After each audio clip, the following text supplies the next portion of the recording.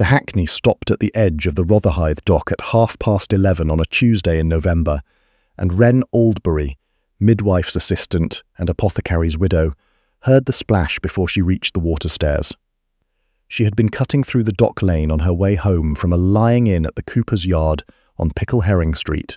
The baby had come wrong way and slow, and she had been 4 hours at it, and her hands smelled of camphor and cold water, and she wanted nothing more than the fire at her own hearth and the blanket she had left folded over the back of the chair. The splash was not a thing falling off a barge. She had lived 6 years beside the Rotherhithe, and she knew the sound of a body in water. She ran. He was face down in the dock channel between 2 mooring posts, coat spread out around him like a dark sail. He was not moving. The tide was on the turn. She did not stop to think. Stopping to think was a luxury for people whose patience did not bleed. She dropped her bag on the dock planking, went down the water stairs 2 at a time, and got her hands under his collar before the current could take him past the last post. He was a heavy man. She was not a large woman. She had delivered 43 babies in 6 years, and her arms were what her arms were. She got him to the lowest stair. She got his chest up. She pressed the way she had pressed the drowned fisherman at St. Olave's Stairs 3 winters ago. He coughed once and then a great deal, and the water came out of him, and he did not die on the stairs. She held him until the coughing stopped. He was alive. She was wet to the elbow. The dock was empty. She did not know yet that the man choking river water onto the Rotherhithe dock stairs was Casimir Alderton, Viscount Vanthorpe, or that his younger brother had paid for the hired hand who had put him there.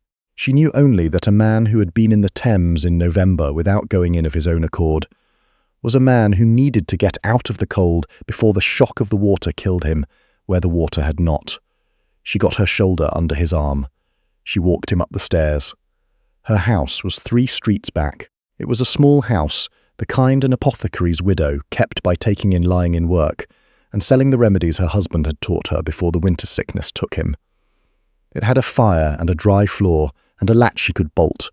She bolted it. By the hearth light she could see he had been struck before he went in. His right temple was darkening already, the bruise that came from a fist or a stone, not a fall. His coat was fine wool, the cut of it nothing a Rotherhithe man would wear. His shoes, ruined now, had been made in the last year. She could tell by the sole. His hands were a gentleman's hands, unblistered, but the knuckles of the right were split and had not split tonight. He had fought someone recently, and not for the first time. She stripped the wet coat and the jacket, and got the sodden cravat off his neck, and covered him with the heavy quilt from the bedroom chest.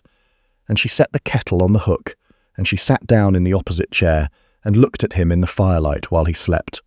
He had nothing on him. No card case, no pocket watch, no coin. Whatever had been in his pockets had gone into the Thames with him, or into the hands that had put him there.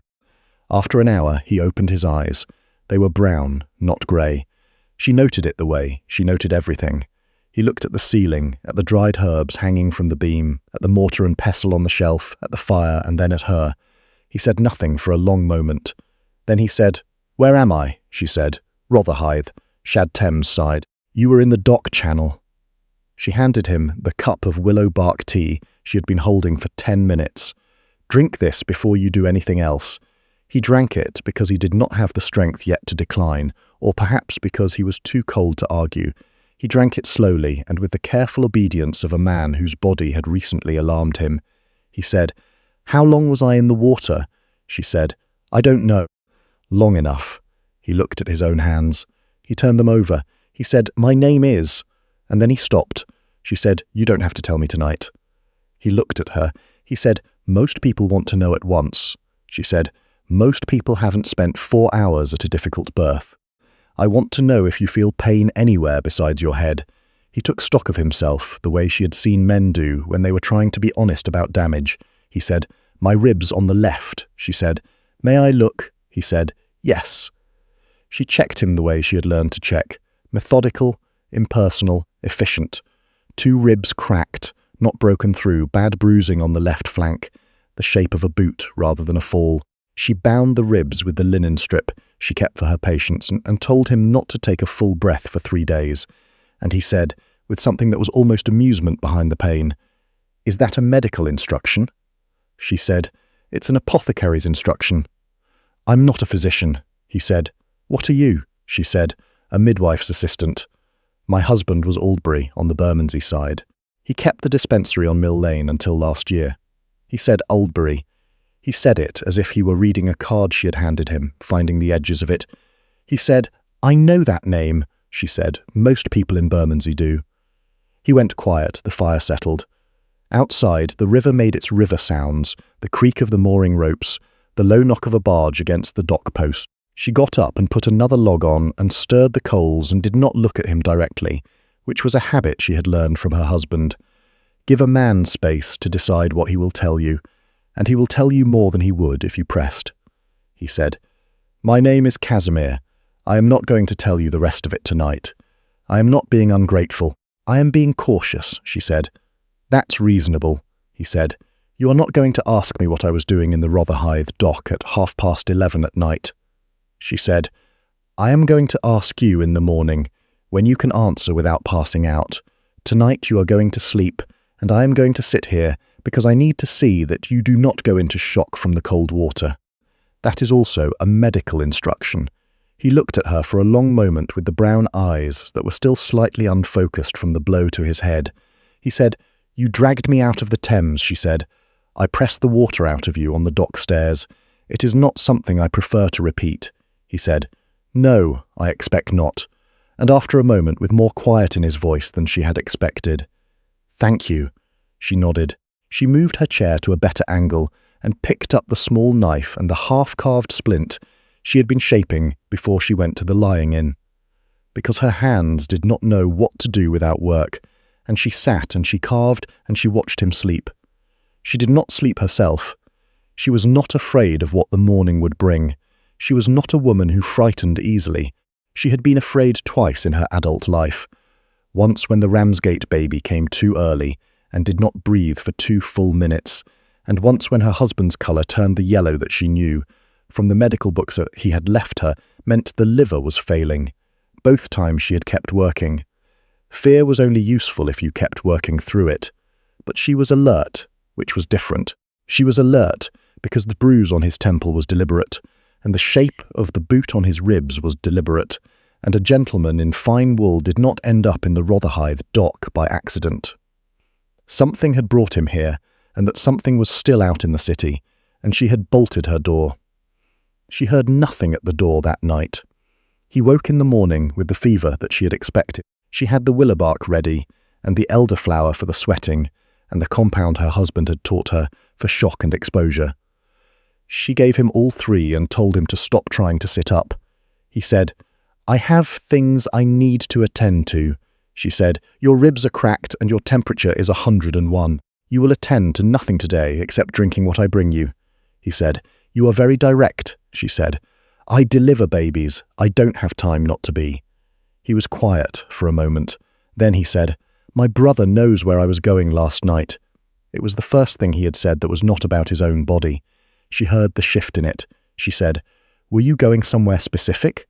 He said, "Yes, I was going to meet a solicitor at the King's Arms in Tooley Street. My brother arranged the meeting. He told me the solicitor had documents relating to my late father's estate that required my signature before the December term." She said, "And instead," he said, "instead 2 men met me at the Dock Lane entrance, and the rest of it I do not remember clearly." She said, "You have a boot-shaped bruise on your left side." He closed his eyes. He said, "Yes," she said. "The solicitor. Did you know him?" He said. "I had not met him before. My brother said he was new to the firm." "A Mr." He stopped. He opened his eyes. He said, "My brother gave me a name. I cannot. My head is not clear yet," she said. "It will clear by evening. You had a blow to the temple and 4 minutes of cold shock. Don't try to retrieve the name before it comes on its own."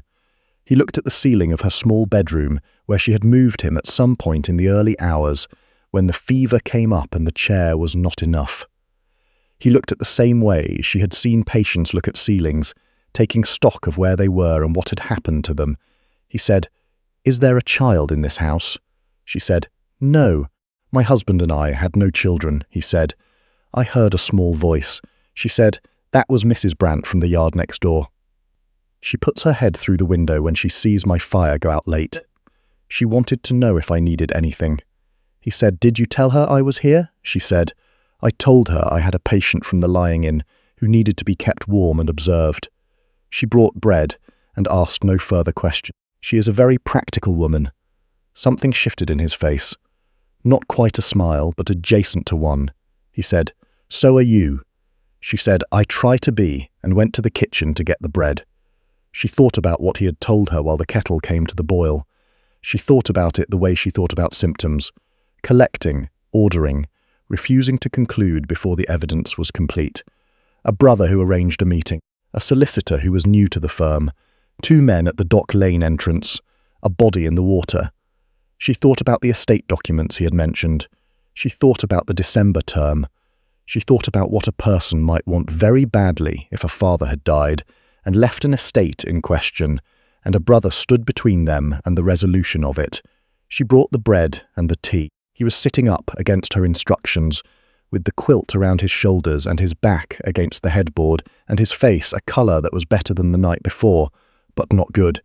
He said, "I need to send a message." She said, "To whom?" He said, "My own solicitor, not my brother's, mine in Lincoln's Inn. His name is Seaver. He has been my father's man for 20 years, and he is the only person in London, besides yourself, who I currently trust." She looked at him. She had been a practical woman for 31 years, and she was not given to sudden decisions, but she had been practical long enough to know when a situation had moved past the point where caution was a virtue. She said, "Write the letter. I will take it myself." He said, "You don't know me," she said. "I know enough. I know you didn't go into that dock yourself, and I know whoever put you there didn't expect you to come out." She set the bread on the table beside the bed. "Write the letter." She found him paper and the inkstand that had been her husband's, and he wrote at the table with the quilt around his shoulders, and his colour improving slightly with the effort of being upright. She did not read the letter. She folded it and put it in the pocket of her good coat and walked to Lincoln's Inn before noon. Mr. Seaver was a small, white-haired man who read the letter twice without expression, and then looked at her over his spectacles and said, "Is he alive?" She said, "He was when I left him." Mr. Seaver said, "Where?" She told him. He sent his clerk out of the room and asked her 3 precise questions, and she answered them precisely, and he said, "I will come this evening. Don't open the door to anyone before then," she said. "I hadn't planned to." He looked at her over the spectacles again. He said, "You are Aldbury's widow?" She said, "Yes." He said, "He was a good man." She said, "He was." She walked back to Rotherhithe.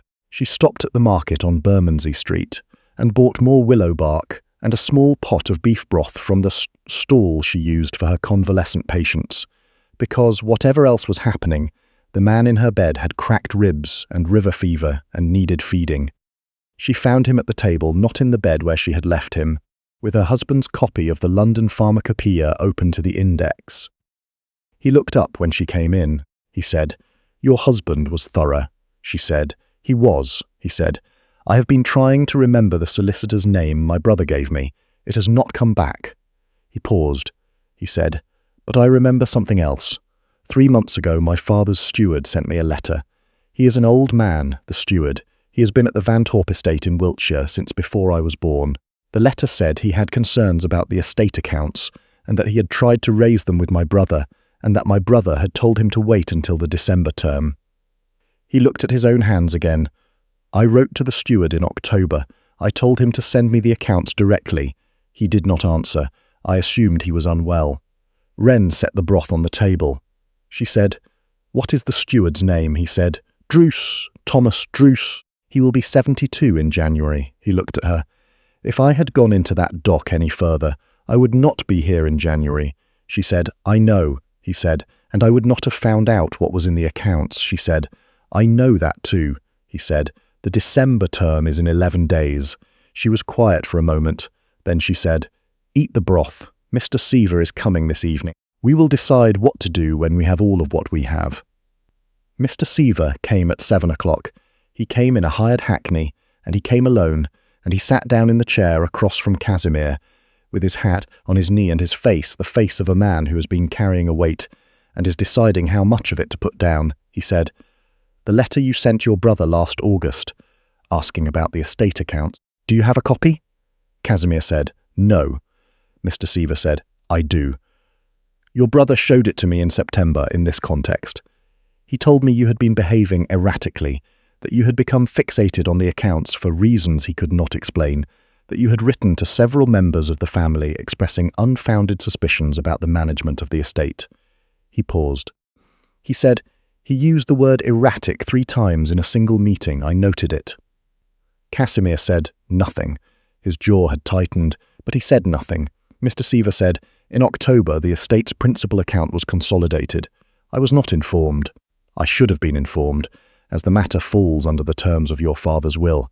When I discovered it in November, I wrote to your brother requesting an explanation. I received in reply a letter from a Mr. Galt solicitor stating that the estate's legal management had been transferred to his firm with your written consent. Casimir said, I signed no such transfer. Mr. Seaver said, I know you did not. He opened his leather case and put 3 documents on the table. Wren looked at them from across the room. She was not in the conversation. She was listening, the way she listened to the mothers when she came in for a confinement. She had learned that the information people gave when they thought you were only there to help was often more complete than the information they gave when they thought you were there to judge. Mr. Seaver said, These are copies. The 3rd document is your father's will, the original of which I have in my safe. I want you to read the clause on page 4. Casimir read it. His face did not change in the way a face changed when something was surprising. It changed in the way a face changed when something was confirmed. He said, If I die without issue before the December term, the Wiltshire estate passes to my brother in fee simple. Mr. Seaver said, Yes. The fire made its sounds. Outside, the dock sounds of the evening, the shouts, the creaking, the river. Wren was sitting very still. Mr. Seaver said, I've been trying to reach Thomas Druce for 6 weeks. The Wiltshire house tells me he is ill and not receiving correspondence. Casimir said, I want to know if he is actually ill. Mr. Seaver said, So do I. Casimir looked at Wren. She had not spoken in 20 minutes. He said, You are thinking something, she said. I am thinking that I know a carrier who makes the Marlborough run twice weekly. He carries remedies for me to my patients in the Bermondsey parishes. I can put a letter with him for Wiltshire by Thursday. If Thomas Druce is well enough to have a letter read to him, he will answer. Casimir said, That is not your burden to carry, she said. You are currently in my house with cracked ribs and river fever. Everything about this is practically my burden. He looked at her for a moment with an expression she could not entirely read. Something between surprise and something that took longer to name.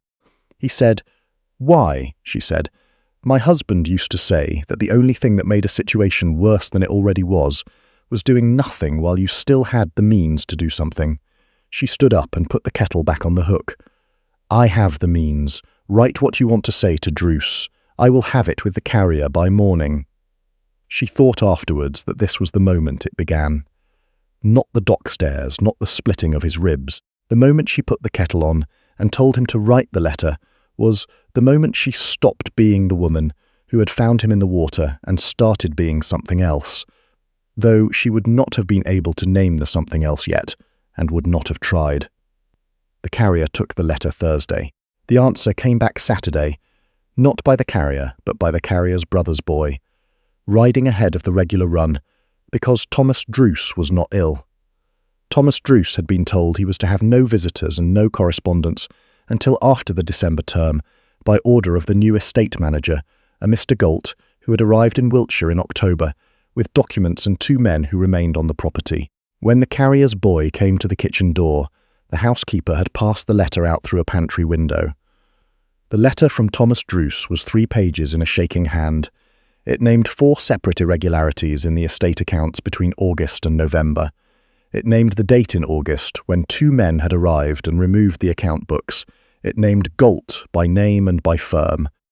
It named the sum that had been transferred out of the principal account between the 2nd and the 28th of October. The sum was £11,000. Wren read the letter with Casimir and said nothing for a moment. Then she said, He is not safe there. Casimir said, No. She said, Can your solicitor send someone to bring him to London? Mr. Seaver, who had come back that morning, said he could have a man in Wiltshire by Sunday evening. Casimir said, "Then send him. I will write Druce a letter telling him to go." He wrote the letter, and Mr. Seaver sent the man, and Wren made a list. It was a habit she had from midwifery. When a confinement became complicated, she made a list. What was known? What was not known? What could be established? What could not? It stopped the mind from going in circles and kept the hands working in a line. What she knew: a dock at 11:30, 2 men, a bruise the shape of a boot, a forged transfer of legal management, £11,000 moved in October, an old steward locked in his own house.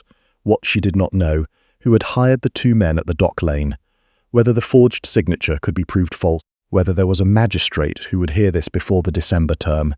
What could be established: Thomas Druce's testimony, the account books, if they still existed. A witness to the dock. She had been a witness at the dock. Whether her testimony as an apothecary's widow would stand in a magistrate's hearing, she did not know. She knew what kind of objection could be made to a tradeswoman's account of what she had seen on a November night at 11:30. She had been born knowing it. She put that question at the bottom of the list and started on the ones she could answer. The dock. She had not been alone in the dock lane. She had passed a coalman's boy coming the other way, a lad of perhaps 15 with a cart. She had passed him close enough to say good evening, and he had said good evening back. If he had gone on another 30 yards, he would have been at the dock entrance when the men were still there. She went back to Rotherhithe the next morning. The cold one was at the far end of Shad Thames. She found the boy by asking the yard foreman, who looked at her with the particular suspicion reserved for women who came asking for young male employees. And she told him she was a midwife's assistant, and that she had seen the boy on Tuesday night near the dock, and that she needed to ask him a question about what he had seen. And the foreman relaxed by a degree and sent for the boy. His name was Sam Lyle. He was 16, not 15, with a calm face and good eyes, and the build of a boy who had been working since he was 8. She told him what she was asking about. He was quiet for a moment, and then he said, "I saw 2 men, coatless. They came out of the dock lane fast and turned toward the Horsley downstairs. One of them had something wrapped around his hand like a rag." She said, "Did you see what was in the dock?" He said, "Not the dock. I saw something on the water stairs. I didn't go down. I didn't know it was a man." She said, "Would you say that before a magistrate?" He said, "Would I have to go to court?" She said, "Possibly. Yes." He looked at her, the considering look of a boy who had learned to weigh consequences. He said, "The men, were they the kind who come back?" She said, "I don't know yet, but I think we are going to make sure they can't." He said, after a moment, "I'll say it." She gave him 6pence and told him she would come back when she knew what day he would be needed, and she walked back to her house and put Sam Lyle's name on the list. Thomas Druce arrived in London on Monday. Mr. Seaver's man had got him out of the Wiltshire house in a hired post-chaise and driven through the night, and he arrived grey-faced and shaking and considerably older-looking than Casimir had described him, but entirely in possession of his mind. He sat in Wren's kitchen in the chair by the fire and held a cup of tea with both hands and told them everything. The account books had been removed on the 7th of August. He had asked for a receipt and been told no receipt was given. He had written to Casimir in October because by then he had made copies of the most important pages before the originals were taken, and the copies were under the floorboards of his bedroom, and he had not been able to get them out since Gault's men had come, but he knew they were there. Casimir said, "Are they still there?" Druce said, "Unless someone moved the floorboard. It is the 3rd board from the left inside the bedroom door. They did not search the room." Mr. Seaver sent his man back to Wiltshire the same afternoon. Casimir was sleeping in the back bedroom by now, the fever down, and the ribs beginning the long, slow process of repair. He was not a man who rested easily, and Wren had stopped telling him to sit down because it was not working, and started instead to simply hand him things to do that could be done sitting at the table, reading through the documents Mr. Seaver brought, writing in his own clear hand the account of the night at the dock in the detail she could see he was reconstructing from memory as it came back. He remembered the name now. The solicitor his brother had named, "A Mr. Corbin, of Corbin and Fitch, Chancery Lane." Mr. Seaver knew the firm. He said so without expression, and then said that Corbin and Fitch had been disbarred twice from the Law Society rolls for irregularities involving estate administration in the previous decade. Both times they had been reinstated. Casimir said, "My brother chose them deliberately." Mr. Seaver said, "I have no doubt of it." On Wednesday, the man came back from Wiltshire with the copied account pages under his coat. They were 15 sheets in Druce's careful, old-fashioned hand, columns and figures, and at the bottom of each page a summary note in a different hand that was not Druce's, the additions and transfers and re-entries that did not match. Galt's hand, Druce said. He had copied those too. Mr. Seaver laid the pages on Wren's kitchen table, and they went through them, the four of them, in the lamplight. The December term was in 4 days. The transfer was clear in the figures. £11,240, moved in 3 transactions across 6 weeks, with entries signed with a signature that was meant to look like Casimir's and did not. Wren had seen Casimir's handwriting on the letter to Mr. Seaver on the letter to Druce on the account of the Dock Knight. She was not a document examiner. She did not need to be. She said the loop on the capital A. In his actual signature, the loop closes. In these, it is open at the base. Casimir looked at the pages. He said, "Yes," Mr. Seaver said, "a document examiner will see it in 5 minutes. I know a man on Chancery Lane." Casimir said, "Can we be at the Bow Street police office before noon on Friday?" Mr. Seaver said, "If I go to Sir Robert Pelham tonight?" "Yes." Casimir looked at Wren. He said, "I want to ask you something." She was already anticipating what it would be because she had learned over the past week to anticipate how his mind worked, the way she learned how each patient's body signalled what it needed.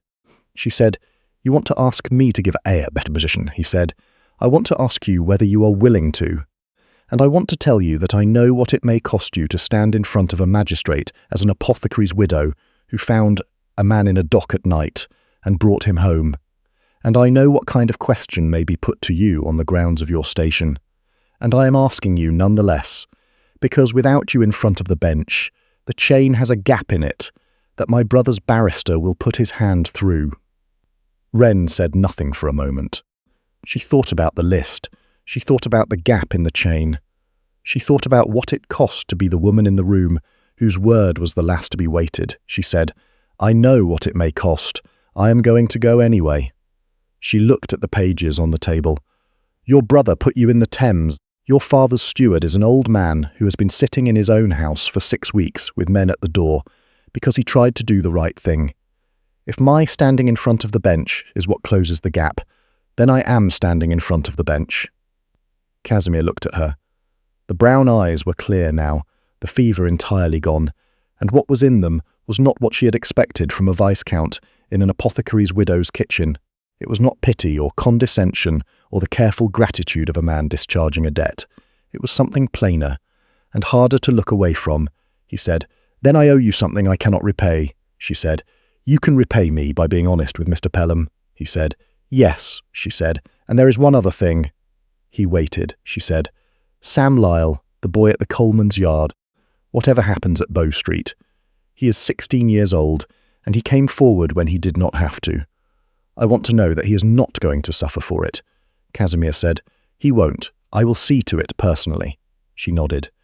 She stood up and began to clear the pages from the table, stacking them in the order Miss Seaver had arranged them, because her hands did not know what to do without work, and because the Friday was 4 days away, and there was still a great deal to do, and she was not a woman who let 4 days go to waste. They were at Sir Robert Pelham's office at Bow Street on Friday morning at 9 o'clock. Mr. Seaver had arranged it. Casimir had written the formal complaint in his own hand the night before. Thomas Druce had his copied account pages in a leather satchel. Sam Lyle arrived in his good shirt, brought by the Coleman's foreman who had decided, after a conversation Wren had not been party to, that his yard's boy ought to be accompanied. The document examiner, a Mr. Yee of Chancery Lane who had been examining disputed papers for 30 years, had looked at the signatures on Thursday evening and written his assessment in 2 pages that morning. The loop on the capital A was open at the base in every forged entry and closed in every known authentic signature. He had marked each instance in red. He was at Bow Street at 9:30. Casimir's brother arrived at Bow Street at 11, with his own barrister and the solicitor Galt and 2 clerks, in the expectation of a routine matter of estate administration. He was Randall Alderton, and he was 4 years younger than Casimir, and the look on his face when he saw the room was the look of a man whose arithmetic has just come out wrong. Sir Robert Pelham heard the matter in chambers. Wren sat to Casimir's left, and Mr. Seaver to his right, and Thomas Druce at the table end. Sam Lyle sat on the bench outside and was called in when it was his turn. Druce spoke first. He named the dates, the figures, the men who had come to the house. He produced the copied pages. He named Goult. His voice shook, but only once, and it was the shaking of an old man's anger rather than an old man's fear. The document examiner spoke second. He put the pages on Sir Robert's table and pointed to each instance of the open loop, with the same spare efficiency with which he had explained it to Casimir the evening before. Sir Robert asked him 3 questions. He answered them. Sam Lyle came in and said what he had seen at the dock lane and on the water stairs in the same plain voice he had used when Wren asked him in the coalman's yard. He was asked whether he was certain of the date and the time. He said he was certain of the date because it was the Tuesday he had worked the late run to the Horsleydown warehouse, which his foreman could confirm. He was asked whether he was certain of the 2 men. He said he was certain. Then Randall Alderton's barrister objected on the grounds that the principal witness, Wren understood he meant herself, was a tradeswoman of no particular standing whose account of what had occurred at the dock could not be tested against any independent corroboration, and whose presence at the dock at that hour was itself unexplained. Sir Robert Pelham looked at Wren. He said, "Mrs. Aldbury, what do you say to that?" Wren stood. She did not have notes. She had composed what she wanted to say while she was grinding the morning's remedies at the dispensary table-tool, the way she composed most things, in the working of her hands. She said, "I was coming home from a confinement on Pickle Herring Street. I have the name of the mother, the child, and the hour if the bench requires it. I heard a man in the water and I went down the stairs and got him out. I have no other account to give because there is no other account. If my station is the objection, then I would observe that my station did not stop me from going down the stairs, and it did not stop him from being alive to give his own testimony today." She sat down. Sir Robert Pelham looked at his papers. He said, "The objection is noted and set aside."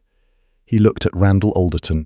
He said, "The matter before this office is the attempted murder of Casimir Alderton, Viscount Vanthorpe, by persons acting on instructions yet to be determined, on the night of the 8th of November, the fraudulent transfer of estate funds amounting to £11,240 by forged instrument between August and October of this year, and the unlawful detention and intimidation of Thomas Druce, estate steward, at the Vanthorpe property in Wiltshire.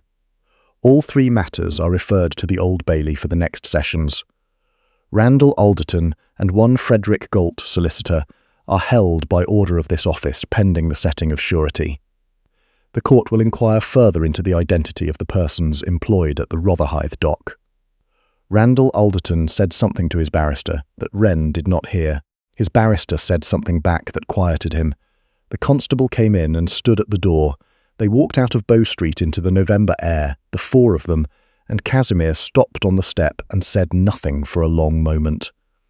He put his hand into his coat pocket, and then he put it back out again, and he looked at the street in front of him and breathed, carefully, because of the ribs. Wren stood beside him. She was not going to press. She had learned a long time ago that the moments after a thing was resolved were not the moments for pressing. They were the moments for standing close and being quiet and letting the resolution find its shape. He said, after a while, Thomas should go back to Wiltshire before Christmas. She said, "He should. He will want to be in his own house." He said, "I am going to write to the Wiltshire housekeeper today, and to the December term clerk, to ensure the estate management reverts before the session." She said, "Mr. Seaver will help you." He said, "Yes." He was quiet for another moment. Then he said, "Wren." She looked at him. He said, "I have been living out of a hired room in Holborn for 3 months because I thought if I kept my address uncertain, my brother could not reach me as easily. That is clearly not sufficient strategy." He looked at her sideways.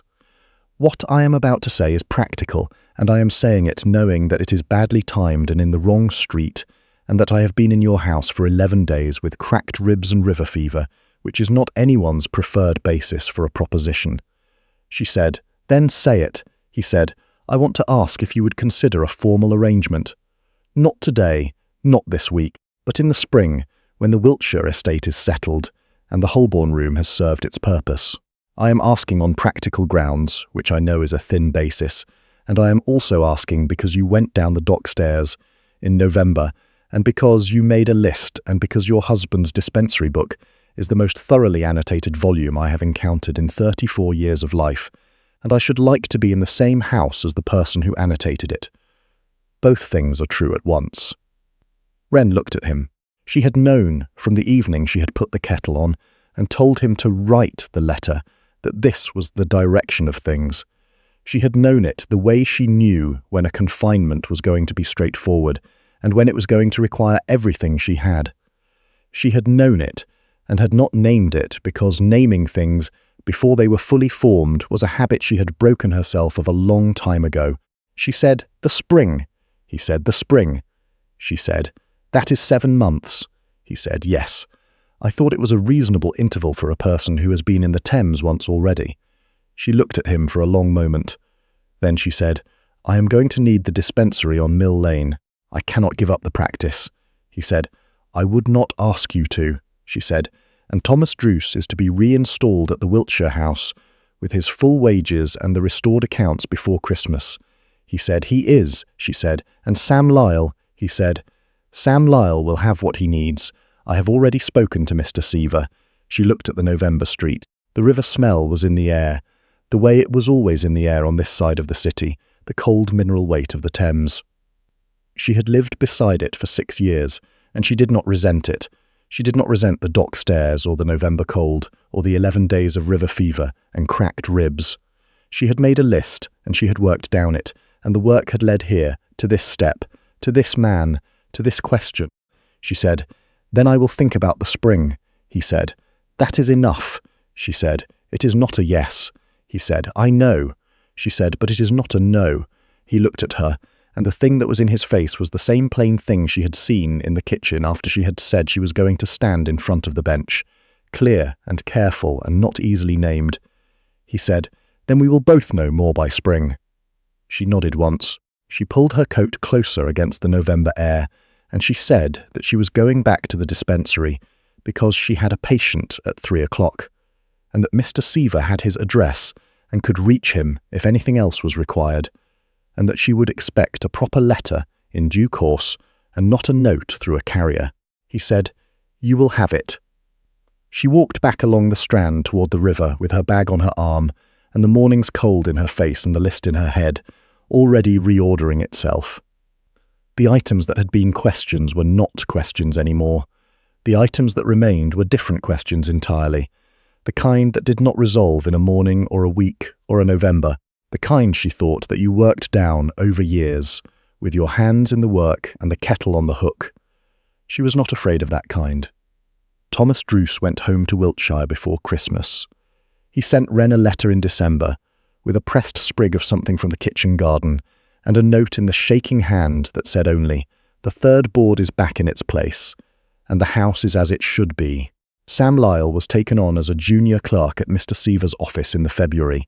He was, Mr. Seaver wrote to Casimir, a boy who understood how to be quiet in the right rooms, and could be trusted to remember what he heard.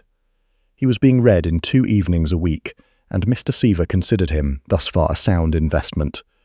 The winter sessions convicted Randall Alderton on 2 of the 3 counts. The third, the dock, could not be fastened to him directly, and the man who had led the 2 in the lane was never found, though the constable at Bow Street continued to make inquiries through the spring. Galt transported in March. Randall Alderton lost the Wiltshire entail, and was left with a smaller property in Shropshire, and an income that was, as Mr. Seaver put it, proportionate to what he had deserved. The dispensary on Mill Lane ran through the winter and into the spring. Wren took on 2 more lying-in cases in February, one in Bermondsey and one in Southwark, and she found a girl of 17 who wanted to learn the apothecary trade and was willing to be paid in instruction as much as coin. The girl's name was Olive Brant, Mrs. Brant's niece, and she had steady hands and a serious face and caught on quickly. On the 3rd of April, a letter came. It was a proper letter, as promised, in the clear handwriting she had come to know. It was 4 pages, which she had not expected, and it was direct in the way she had come to expect from him, without the hedging and the formal scaffolding that other men used to make difficult things easier to say. It said what he meant. It said the spring had arrived. It asked whether she had thought about it. She had thought about it. She sat at the dispensary table with the letter in her hands and the morning light on the page and Olive Brant sweeping in the back room, and she thought about the dock stairs and the November cold and the 11 days of river fever and what it meant to live beside the Thames long enough to stop fearing it. She thought about the list. She thought about the work still ahead. She took out paper. She wrote back. In the south garden of Seaver's office, a week later, Casimir read her letter twice. He folded it along its creases. He put it in his coat pocket. He had learned in the month since November that this was what her answers looked like. Not long, not decorated, but precise in the way that things were precise when they were true. He did not need them to be long. The Mill Lane dispensary stayed open. The Stanhope? No, there was no press in this story. There was a dispensary and an apothecary's ledger annotated in 2 hands by Spring, hers and her husband's, and, in the margins of the later pages, the careful notes of a man learning what he did not yet know. There was a girl with steady hands. There was an old steward in Wiltshire, with the 3rd board back in place. There was the Thames, which ran on regardless, indifferent and cold and constant, the way rivers were. Wren Aldbury had lived beside it for 6 years. She did not resent it. She would live beside it for many years more.